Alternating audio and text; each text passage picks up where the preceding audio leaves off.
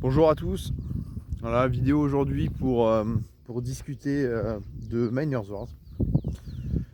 C'est un sujet qui revient énormément. Beaucoup de joueurs sont en solo, hésitent à franchir le pas d'aller dans Miners Wars, etc. Et, euh, et donc là, je ne vais pas donner de conseils en faveur de Miners Wars. C'est pas du tout le but. Aujourd'hui, moi, je vais simplement vous expliquer quel est mon état d'esprit dans Miners Wars. Voilà. Parce que en effet, le solo et ça, il n'y a pas de débat. C'est vraiment quelque chose de beaucoup plus tranquille, d'accord. Vous avez vos gains journaliers, voilà. Il n'y a vraiment pas de stress. Là où, dans Miners Wars, c'est beaucoup plus mystérieux. Bon, je vais laisser passer, il y a un tracteur.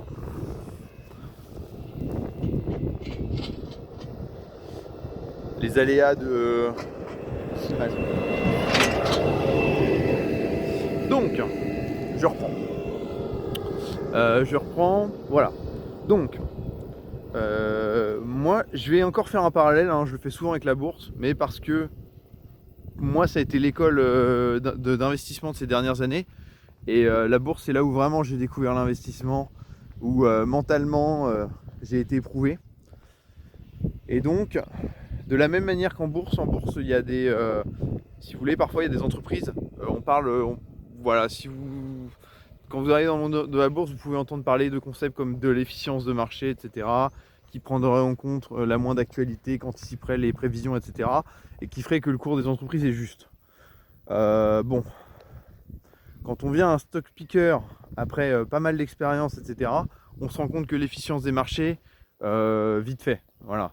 C'est-à-dire que parfois, il y a des entreprises qui sont en train de faire un virage, qui vont faire qui ont des belles perspectives en vue, même des très belles perspectives, mais pour des raisons d'arbitrage, pour tout un tas de raisons hyper complexes qui font voilà, justement la complexité de lire les marchés, eh bien on se retrouve parfois à attendre des années sur une seule ligne avant de l'avoir explosé, mais voilà, et ça prend des années. Alors on se dit objectivement, bah, avec tous les indicateurs, tous les trucs, c'est fou que ça ait mis autant de temps, mais à un moment, le marché, voilà, c'est normal. Il attend aussi parfois que les résultats concrets arrivent et que ce soit pas juste de la spéculation. Et puis là, ça arrive et là, c'est le boom. Voilà. Et donc tout ça pour dire, voilà, moi je me suis retrouvé dans des cas où justement, en m'intéressant aux indicateurs financiers, aux perspectives de croissance, au management, etc., à dénicher des pépites, mais qui ont mis vraiment plusieurs années avant de grimper, de faire une plus-value. Voilà. Donc, voilà, ça c'est pour mettre en perspective. Voilà, donc moi je me suis vu parfois en moins-value sur des très bonnes sociétés pendant plusieurs années et j'avais pas envie de vendre. Pourquoi? Parce que quand je voyais les indicateurs, les choix, je les trouvais incroyables ces pépites.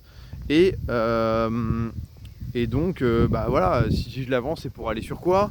Vers un truc qui est en croissance actuellement, mais qui a des moins bons indicateurs, donc qui va sûrement se stopper, donc je me coupe. Voilà. Après, voilà, c'est la stratégie de chacun, c'est tout ça. Mais tout ça pour dire que la bourse, en tant que stock picker, va vous éprouver sur plusieurs années. Bien sûr, si vous y êtes depuis peu de temps et que vous avez eu des bonnes occasions, vous ne voyez pas de quoi je parle. Mais quand vous avez notamment environ une décennie de recul en stock picking, ouais, là vous avez vécu des choses, quoi. Et donc j'arrive dans Go Mining. Pourquoi j'ai fait un peu cette longue introduction sur la bourse? C'est parce que justement, il y a des gens qui parlent de Miners Wars en testant sur je vais tester un ou deux cycles et puis je verrai la différence, etc.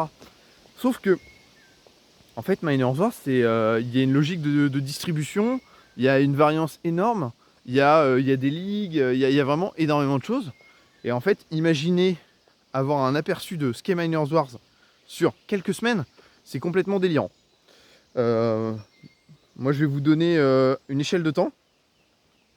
Donc, on a un mathématicien qui étudie le jeu depuis maintenant plus d'un an. Quand je vous dis qu'il étudie le jeu, c'est vraiment... il fait des données à tir-larigot, etc. Et lui, il estime qu'une expérience dans la Wars de moins de 26 semaines n'est pas pertinente. Voilà, enfin voilà, 6 mois, il considère que pour commencer à éprouver ce qu'est Miners Wars, il faut 6 mois. Par exemple, moi je suis même pas à 6 mois de Miners Wars. Enfin si, j'y suis, mais j'étais une puissance up. J'arrive tout juste là à 6 mois, mais en fait, vu que j'étais pas à ma puissance de base, j'ai pas encore vu vraiment 6 mois de rendement pur, etc.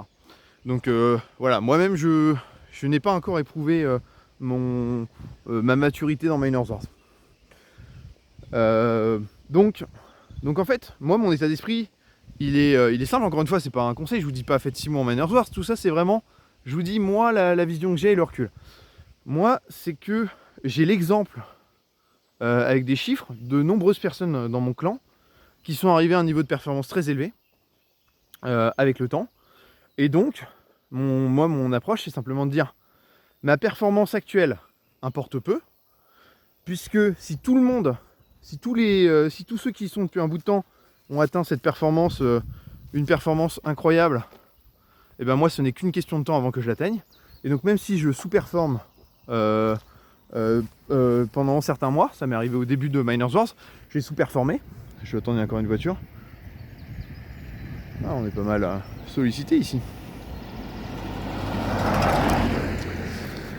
Voilà, et donc même si moi j'ai sous-performé un petit peu, globalement, voilà, la certitude c'est que à long terme, sur suffisamment de cycles, ma performance devrait rejoindre petit à petit la leur. Et donc c'est pour ça. Donc mon plan est basé en fait sur ceux qui réussissent dans Miners Wars et ceux qui ont de l'ancienneté. Et donc c'est sur eux que je me base sur mon plan. Donc, ça me mène où tout ça? Ça me mène que, voilà, en gros, je fais confiance à la distribution, je fais confiance aux maths. Je ne connais pas du tout tout l'algorithme. Voilà, j'ai une vision des choses qui m'est donnée grâce aux analyses de notre mathématicien. Mais voilà, j'ai pas du tout le savoir de comment exactement ça se passe et ni les certitudes. Donc ce que je fais, c'est que mes certitudes, je les tire sur les expériences passées des autres. Et je dois d'ailleurs. J'en ai aucune idée. Ah ouais, non. Chasse. Ah ouais. Propriété privée. Ah non, je m'imaginais aller faire une petite balade par là, mais en fait c'est privé. Voilà. Et donc j'avance comme ça. Voilà. En gros, mon truc c'est fais confiance dans le système. Ça a marché pour les autres. Parce qu'à court terme, on est toujours tenté de dire ah, est-ce que je fais le bon choix? Est-ce que je devrais pas quitter la war pour le solo? Est-ce que je devrais pas changer de clan? Est-ce que je devrais pas me mettre à faire des boosts, etc. Vous voyez ce que je veux dire? Voilà. Bon bah moi, en fait, cette résilience-là, je me pose plus les questions. J'ai le cerveau qui a débranché parce que justement, j'ai connu plusieurs années de bourse à galérer, à douter, à stresser sur certaines lignes avant de les voir exploser et là d'être euphorique. Et donc, je connais en fait tout ce processus mental-là. Et donc, je m'en fous en fait. Je débranche. Et puis en plus, bah, quand on s'aperçoit en plus que les résultats sont loin d'être dégueulasses avec le temps, bah en fait, c'est juste on se conforte et on reste comme ça. Et donc, par exemple, là, j'ai eu la semaine dernière une semaine incroyable. Donc, je m'attends à quoi? Je me dis, cette semaine-là, elle va être pourrie. Il y a un équilibre statistique, elle va être moins bonne, c'est une certitude. Après, elle va être mauvaise à quel point? J'en sais rien. Donc, il y en a qui se diraient, ah bah moi je repasse direct en solo, parce que justement, la semaine a été tellement naze, je vais sous-performer le solo, donc autant être en solo. Sauf que, si je fais ça, déjà je ne saurais pas à quel point elle est naze, petit 1. Petit 2, je vais reset en gros mon expérience dans Miners Wars, mon classement, enfin voilà, mais mon cycle de chance dans Miners Wars, je vais le reset. Et en fait, si j'ai la théorie que il y a des gens qui ont qui ont performé énormément à des ROI, je sais pas, je vais dire une fourchette entre 70 et 100%, bah moi je suis très loin d'être à 70%. Donc je me dis aussi que si là j'ai eu un cycle exceptionnel, je sais qu'en moyenne mes cycles devraient être de plus en plus exceptionnels entre guillemets si je tends vers un 70 à 100% de ROI. Ce qui est monstrueux, hein. Je sais pas du tout si je vais les atteindre, mais en tout cas moi au vu de comment les autres ont atteint cette performance là, et ben voilà, mon objectif c'est de les suivre. Et donc c'est pas en allant reset mes points que je risque d'arriver à quelque chose comme ça. Donc voilà, mes règles de base c'est quoi? C'est de dire Je fais confiance à la distribution. J'ai des mauvais cycles, je m'en cogne complètement. Et je reste en place. Voilà, je reste en place. Changer de clan, enfin, ça a pas de... Il n'y a pas de problématique à ça. On peut changer de clan, normalement c'est pas censé influer sur nos stats, etc. Mais bon, ça va jouer quand même parce que selon le cycle de chance du clan, il y a, le clan a aussi ses propres cycles, etc.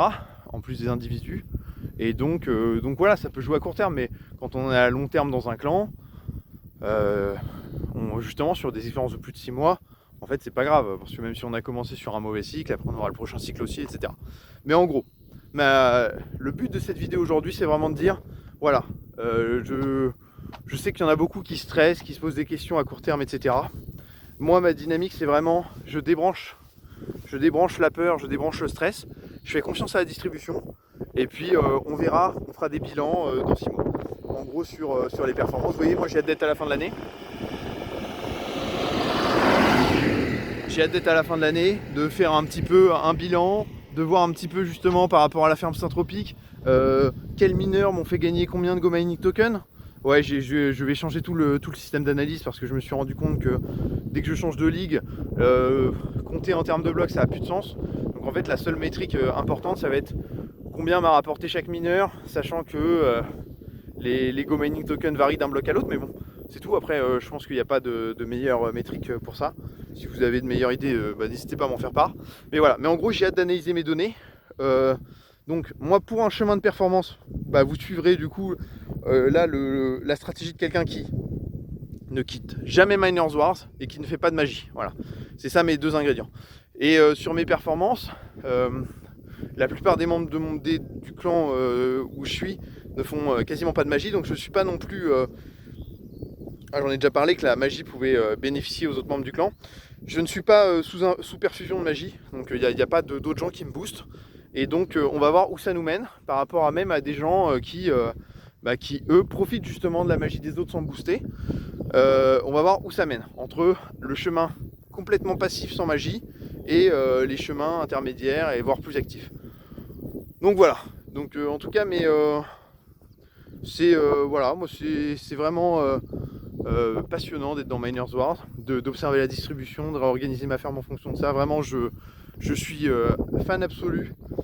Et voilà, donc si vous voulez comparer, rejoindre Miners Wars, ouais, je vais écrire un post là, où je l'aurais déjà écrit quand j'aurais postulé cette vidéo, mais justement pour calculer un petit peu vos performances. Et puis moi je serais ravi que vous me donniez vos performances, qu'on puisse comparer.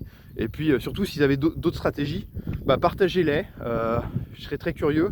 Souvent on m'a partagé des stratégies sur des gens qui boostent, enfin en tout cas on m'a partagé des performances ponctuelles, mais j'ai aucun recul. Y a personne, j'ai jamais vu personne de transparent m'expliquer quelle était exactement sa stratégie sur les boosts et quels étaient leurs ROI détaillés sur chaque cycle. Donc pour le moment c'est vrai qu'en plus de ça, on va pas se mentir, si moi je vois des membres, j'ai plein d'exemples, et que moi-même je surperforme en faisant de la magie, sans faire de magie, ça veut bien dire une chose, c'est que si nous on surperforme, c'est qu'il y en a qui sous-performent. Sauf si la moyenne n'est pas équivalente au solo dans Miners Wars, j'en sais rien. Mais en gros, je sais qu'on surperforme, puisque de toute façon, je le vois par rapport aux statistiques qui sont publiées. Mais voilà, donc tout ça pour dire, s'il y en a qui gagnent en moyenne, c'est qu'il y en a qui perdent en moyenne. Voilà. Et donc, j'ai aucun souci à ce que certains aient en effet des rentabilités folles en utilisant de la magie, mais je sais que c'est pas le gain moyen, et je sais que c'est pas accessible à tout le monde, et que voilà, c'est comme... c'est exactement comme, bon, c'est à moindre échelle, quand je compare avec la Française des Jeux, c'est un peu sévère, parce que je sais très bien que le pourcentage de gens qui gagnent par rapport à ceux qui perdent n'est pas du tout le même. Je pense qu'à Go Mining, la distribution est beaucoup moins abusive, mais pour moi ça reste quand même l'idée, quoi. Ça reste quand même l'idée qu'il y a une majorité qui va sous-performer pour que l'autre majorité surperforme. Voilà. Et c'est pas le cas justement dans une stratégie où on est, on va appeler ça passif, même si j'aime pas qu'on qualifie le mode de jeu dans lequel on est passif, parce qu'en fait on est tout sauf passif, dans le sens où la seule passivité qu'on a, c'est qu'on clique pas sur des boutons Go Mining Token, mais je veux dire, on passe notre temps à changer de stratégie, à aller tester les ligues, à modifier notre ferme, à revoir en permanence les performances, optimiser les TH, etc. Donc en fait, je me trouve beaucoup plus actif que la plupart des clans. Donc c'est pour ça, j'aime pas du tout d'être qualifié de passif. Mais voilà. Bon bah écoutez, une très belle journée à tous et à bientôt.